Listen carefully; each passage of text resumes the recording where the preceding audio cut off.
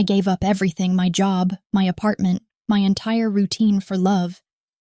We were halfway across the world, chasing sunsets and cheap wine. Then one morning in Lisbon, I woke up alone.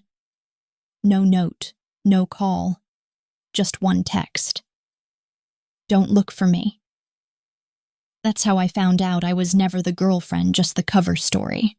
At 32, I had Seattle figured out. Marketing job with decent pay. Studio apartment in Capitol Hill. Morning runs around Green Lake. Evening wine with Netflix. The kind of predictable life that feels suffocating until someone shows you the cage door. James walked into my favorite coffee shop on a Tuesday. Tall, stubbled, wearing a faded Patagonia shirt, like he'd just climbed down from somewhere important. He ordered his cortado in what sounded like perfect Spanish, then caught me staring. "Hablas español?" he asked with a grin. I shook my head, embarrassed. Neither do I, really, but the barista here is from Guatemala, makes his day when I try. That was James. Thoughtful in small ways that made you forget to look for the bigger picture. We talked for 2 hours.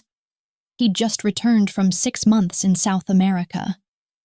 Had stories about dancing salsa in Colombian mountain towns, surfing in Ecuador, getting food poisoning in Bolivia, and loving every miserable minute of it.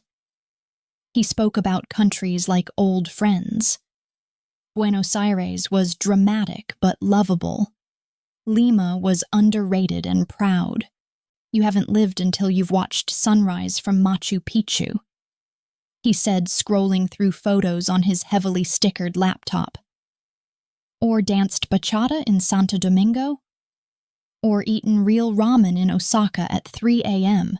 I thought about my own camera roll, latte art, gym selfies, the Space Needle on cloudy days. Sounds expensive, I said. Cheaper than you think. Hostels, street food, local buses. I spent less in 6 months than most people spend on rent. He leaned forward, eyes bright with that evangelical fervor travelers get. The world is huge, Ellie. Like incomprehensibly huge. And we're sitting here in one tiny corner of it doing the same thing every day until we die. I should have seen the red flag. The subtle criticism wrapped in wanderlust wisdom. Instead, I felt small. Provincial. Like I'd been sleepwalking through my own life. 3 months later, we were inseparable. James had found freelance work, something vague involving digital marketing consultancy. He'd show up at my apartment with takeout from whatever ethnic restaurant he'd discovered that week. Ethiopian, Vietnamese, Peruvian. Always somewhere I'd never been. We should go to the real Peru. He'd say, feeding me injera or pho. This is just an appetizer. He had this way of making everyday Seattle feel temporary. A holding pattern.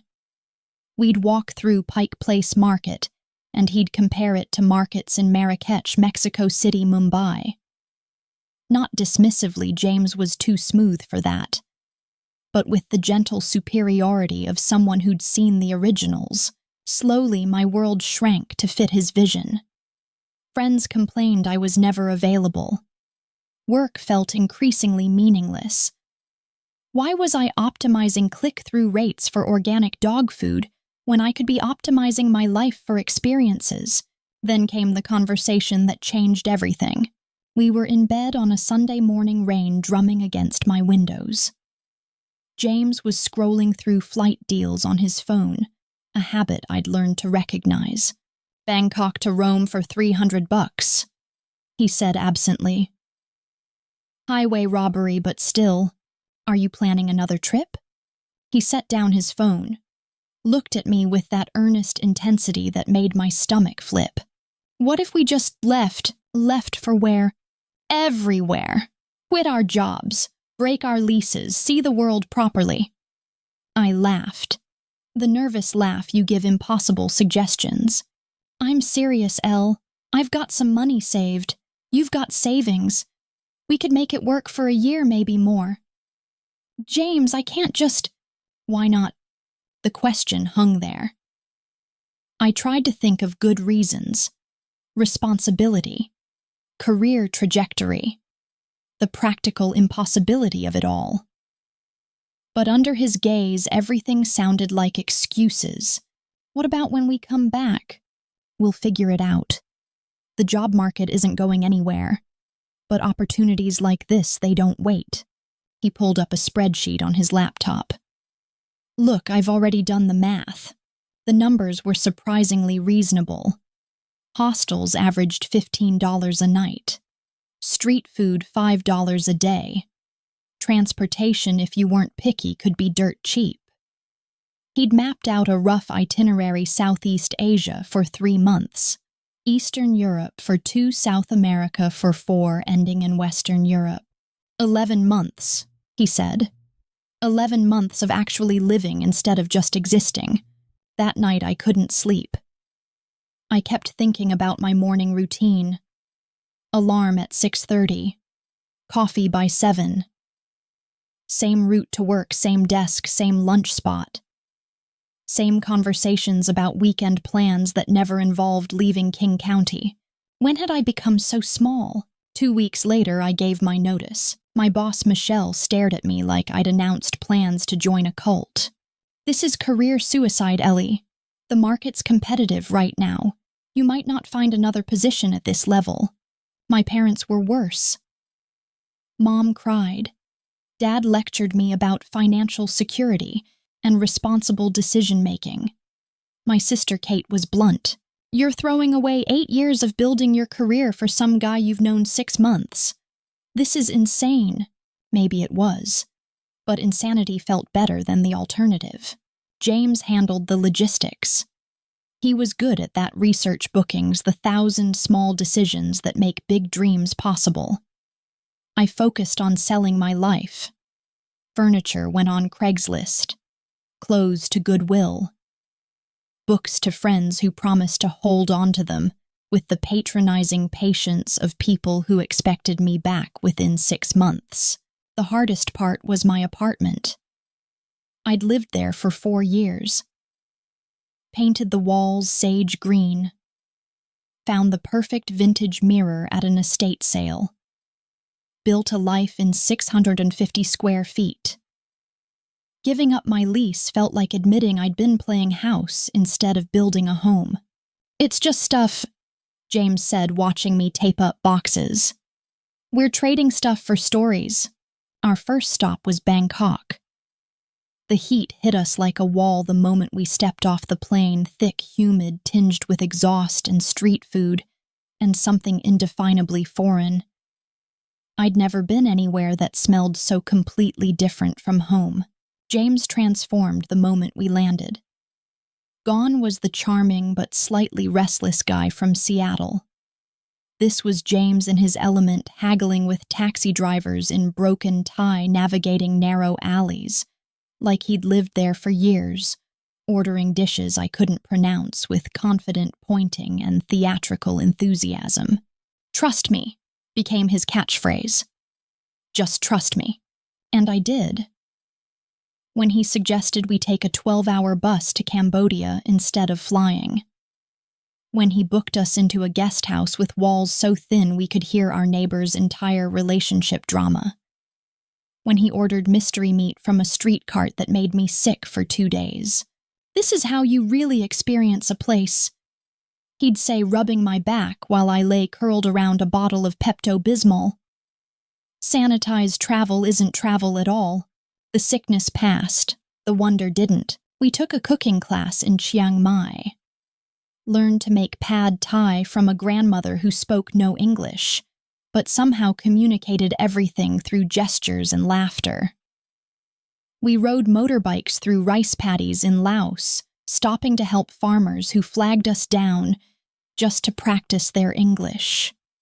We watched sunrise over Angkor Wat, surrounded by dozens of other travelers, but feeling like we'd discovered something secret. James documented everything. Not just photos, though his Instagram grew by thousands of followers, but detailed notes about places, people, experiences. He'd write for hours in the evenings, crafting posts that made our adventures sound like modern fairy tales. Building the brand, he'd say when I asked about all the time spent on social media. What brand? Us. Our story. There's money in this if we do it right. I didn't understand then what he meant. Travel blogging seemed like a pipe dream, something other people with mysterious income streams managed to pull off. But James had big ideas. Sponsorship deals, affiliate marketing, maybe a book deal eventually. People want authenticity, he explained. They want to see real couples living real adventures. We're giving them permission to dream. The Siege Wander with James and Ellie hashtag started small. A few dozen likes on our temple photos. Comments from friends back home missing us or living vicariously. But it grew. Slowly, then suddenly. By the time we reached Vietnam, we had 15,000 followers across platforms. Brands started reaching out. Gear companies wanting us to feature their backpacks. Hotels offering free stays in exchange for posts. James handled all of it with the efficiency of someone who'd been waiting his whole life for this opportunity. This could be our career, he said over pho in Hanoi. Forget going back to Cube Farms. We could do this indefinitely. The idea thrilled and terrified me. I'd grown up believing in traditional paths, education, career stability. But watching sunset from a Vietnamese fishing boat surrounded by other travelers who'd chosen freedom over security, alternative seemed not just possible but inevitable. Still something felt off. James was protective of his phone in ways that went beyond normal privacy. He'd take calls outside our hostels, speaking in hushed tones. When I asked who he was talking to, he'd give vague answers, just handling some logistics, or boring business stuff. He never let me book accommodations. Always said he enjoyed the research, had better luck finding deals. When I offered to help with the social media management, he'd deflect. Said I was better at being present in the moment while he handled the business side. Once in Prague, I woke up to find him typing furiously on his laptop at 3 a.m. Can't sleep. He slammed the laptop shut. Just emailing my mom. At 3 a.m., what time is it? And time zones are weird, he said quickly. Go back to sleep. I should have pressed. Should have asked more questions about the mysterious freelance work that seemed to require so much late-night correspondence. Should have wondered why someone so open about everything else was so secretive about logistics. But I was drunk on adventure. On the version of myself I'd become. The girl who ate scorpions in Thailand, and cliff jumped in Croatia, and danced until dawn in Berlin techno clubs. She was braver than the old Ellie. More interesting. Less likely to ask uncomfortable questions. By the time we reached Lisbon, we'd been traveling for 8 months. The money was lasting longer than expected. James had gotten good at securing sponsored accommodations and free meals in exchange for posts. Our follower count had grown to nearly 50,000. We were featured in a travel blog roundup called Couples Who Quit Everything to See the World. I was exhausted in the best way. Ready to start thinking about next steps. Maybe we could make this work long-term. Find a way to travel sustainably, build something real together. Lisbon felt like the right place for those conversations. Slower than Barcelona, cheaper than Paris, but sophisticated enough for serious planning. We rented a tiny apartment in Alfama for a week, our longest stay anywhere. That first night, we walked the narrow cobblestone streets, sampling pastéis de nata and getting pleasantly lost. James seemed distracted, checking his phone more than usual. Everything okay? Just tired, he said. It's been a long 8 months. We made love that night with an intensity that felt like goodbye. though I told myself I was imagining things. I woke up alone. At first, I thought he'd gone for coffee. James was an early riser, always up before me scouting breakfast spots or planning the day's itinerary. But his backpack was gone. His passport. The laptop where he kept all our content, all our photos, all evidence of our life together. I called his phone, straight to voicemail. Texted, "Where did you go?" No response. "James, you're scaring me." Nothing. Hours passed. I walked the neighborhood checking cafes, asking shopkeepers in broken Portuguese if they'd seen an American man. No one had. Or maybe they had, and I couldn't understand their answers. Panic crept in slowly, then all at once. James would never just leave. Something had happened. An accident. A mugging. Maybe he was in a hospital somewhere unable to contact me. I went to the police. The officer behind the desk spoke better English than I spoke Portuguese, but not by much. I tried to explain my boyfriend was missing. He'd disappeared overnight. I was afraid something terrible had happened. "How long?" the officer asked. "Since this morning, maybe 12 hours.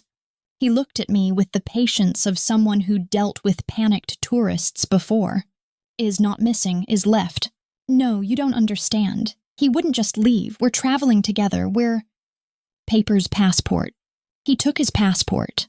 That's why I think—" "He leave," the officer said firmly. "People leave. Happens much." I wanted to argue, to insist they search hospitals, put out some kind of alert. But what could I say that a grown man with his own passport had the audacity to leave Portugal without filing proper paperwork? I spent 2 days in denial.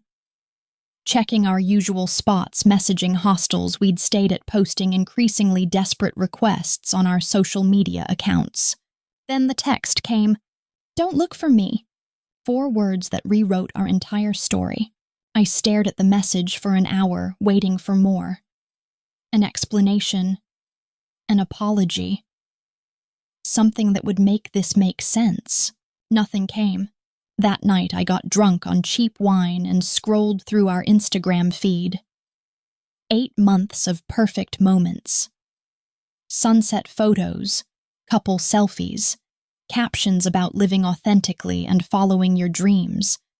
Thousands of comments from people calling us relationship goals and living the dream. What a fucking joke. The DM came 2 days later. "If you're Ellie, we need to talk." "I'm Claire. I think we have James in common." She was blonde, American, pretty in that effortless way some women manage. Her profile showed photos from all the places James and I had been, but taken years earlier. We video called that evening. "How long were you with him?" she asked. 11 months. We were traveling together for 8. She winced. "I was with him for 3 years. Broke up last year or so, I thought." Claire told me everything. How James had significant debts back home. Student loans, credit cards, gambling losses that had gotten out of hand. How her family was wealthy, had bailed him out once before when he was facing legal trouble. "There's a warrant," she said. "Unpaid court fines from some gambling charges. Nothing violent, but enough that he can't come home until it's settled." "So where is he?" She showed me a photo on her phone. James smiling, sitting across from her at what looked like an expensive restaurant. "This was taken yesterday in Miami." My stomach dropped. "He contacted me 3 weeks ago," Claire continued. "Said he'd changed, wanted to try again. Needed help with some legal issues. I was stupid enough to believe him." 3 weeks ago, but we were still— "I know.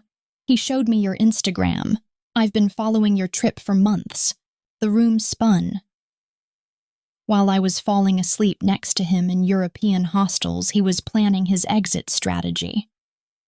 While I was posting couple photos with hearts and forever hashtags, he was negotiating his return to another woman's life. "I'm so sorry," Claire said. "I had no idea he was still with you. If I'd known— How much— What— How much did your family pay?" She was quiet for a long moment. $47,000. $47,000. More than I'd made in a year at my job. The job I'd quit to follow James around the world. The job I'd probably never get back. Why are you telling me this? Because he's going to do it again. To me, to you, to whoever comes next. And because you deserve to know you weren't crazy. None of it was real. After we hung up, I sat in that tiny Lisbon apartment, the one I couldn't afford for another night, and tried to process the scope of my situation. I had $400 in my checking account. No job to return to. No apartment lease. No flight home. And a social media presence built on a lie that 50,000 people had been following like a romantic comedy. The old Ellie would have called her parents, begged for money, booked the first flight to Seattle with her tail between her legs.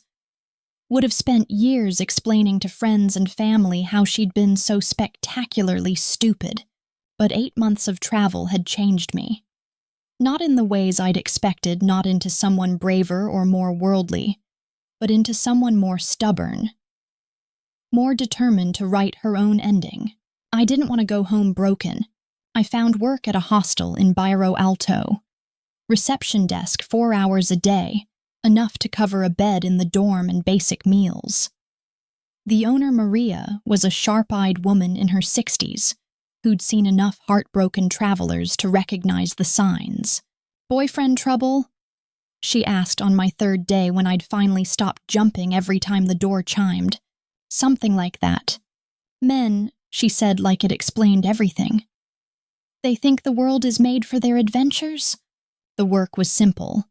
Check people and recommend restaurants, help with transportation logistics. But it gave me structure. Purpose. A reason to shower and leave the hostel every day. I started teaching English online in the evenings. Conversation classes with Brazilian business people and Spanish teenagers. The pay was terrible, but it was something. Slowly, my account balance crept above survival level. Lisbon began to feel less like the place where my life imploded, and more like the place where I was rebuilding it. I learned Portuguese from Maria and the other hostel workers. Discovered little tascas that served perfect bifana for €2. Found a route through the city that avoided all the spots James and I had visited together. The Instagram account sat dormant. I couldn't bring myself to delete it. Our followers were still asking where we'd gone when we'd post again. But I couldn't maintain the fiction either. Eventually, I posted a single photo, me alone sitting on a Lisbon tram. "Sometimes the story changes," I wrote. Sometimes that's exactly what needed to happen. I lost 20,000 followers in 2 weeks. 6 months later, I was working full-time at a language school and renting a studio apartment in Grassa. Small, but mine. The walls were white. I was planning to paint them sage green as soon as I could afford the supplies. I ran into Claire by accident at a cafe in Chiado. She was in Lisbon for work, she said. Some consulting project that brought her to Europe a few times a year. "How long are you here?" I asked. "Just the week. I live here now." She looked surprised. "Really? That's actually amazing." We talked for 2 hours. She'd left James again for good this time, she insisted. Moved back to New York, started therapy, was dating a lawyer who'd never been further than the Hamptons, and was perfectly happy about it. "He tried to contact me a few months ago," she said. Another sob story, another crisis that only I could solve. "Did you help?" I blocked his number. We laughed about that. 2 women formerly fooled by the same man, now immune to his particular brand of bullshit. "Do you ever regret it?" she asked. "The whole thing." I thought about it. The job I'd lost. The apartment I'd given up. The savings I'd blown. The 8 months of my life I'd spent living someone else's idea of adventure. "I regret trusting him," I said finally. "But I don't regret leaving Seattle. I needed to leave. He was just the excuse. Even though he was using you, especially because he was using me. If we'd been real, I'd probably still be there. Still in that apartment, still at that job, still small. Claire nodded like she understood. Do you think you'll go back? To Seattle maybe someday, but not to who I was there. That evening, I walked home through the narrow streets of Alfama. The same streets where I'd wandered 8 months earlier, devastated and lost. Now they felt familiar. Like they belonged to me instead of to some story someone else had written. I thought about James sometimes. Wondered if he was still traveling, still collecting women to fund his adventures. Still building brands on borrowed authenticity. Mostly I felt sorry for him. Not because his scheme had fallen apart, though I assumed it had eventually, but because he'd never learned the difference between experiencing the world and performing it. Between traveling and running away. That night I opened a new Instagram account. Posted a photo of my little apartment, my Portuguese textbooks, the view from my window overlooking the Tagus River. Home looks different than I expected, I wrote. But it's mine. The post got 37 likes. All from people I'd actually met, actually known. It felt like the most honest thing I'd ever shared. They say travel changes you. I just never expected it to break me first. But losing him gave me back something better myself. The version that didn't need anyone else's adventure to feel alive. The one who could build a life anywhere, even in the ruins of someone else's lie. Especially there,